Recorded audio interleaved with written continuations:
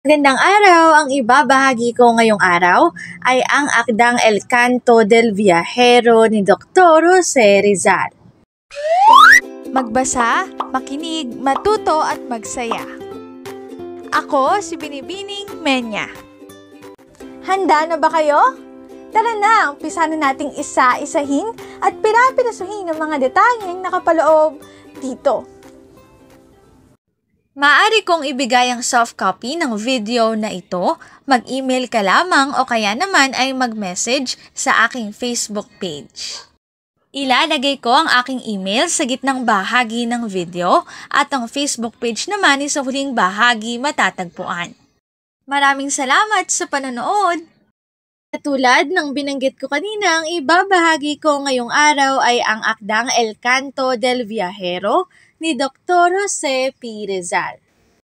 Ang El Canto del Viajero na isinalin bilang ang awit ng manlalakbay ay isang tula na nilikha ni Dr. Jose Rizal habang siya ay nasa Europa.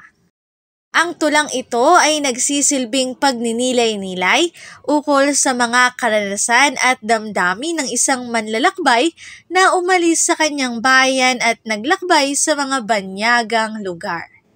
Sa akdang ito, inilahad ni Rizal ang kanyang pangungulila sa kanyang inang bayan at ang mga pagsubok na dinaranas ng kanyang mga kababayan sa ilalim ng kolonyal na pamamahala.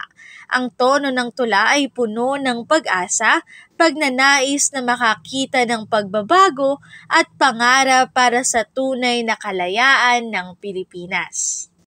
Mahalaga ang El Canto del Viajero dahil ipinapakita nito ang makabayang diwa ni Rizal at ang kanyang pangarap para sa mas maliwanag na hinaharap ng kanyang bayan. Sa kanyang mga salita, nailahad niya ang kanyang mga ideya at damdaming makabayan na patuloy na nagbibigay inspirasyon sa mga susunod na henerasyon. Narito ang aking sanggunian sa ginamit kong PowerPoint template. Kung interesado kayo ay maaari nyo ring bisitahin. El Canto del Viajero ni Dr. Jose P. Rizal.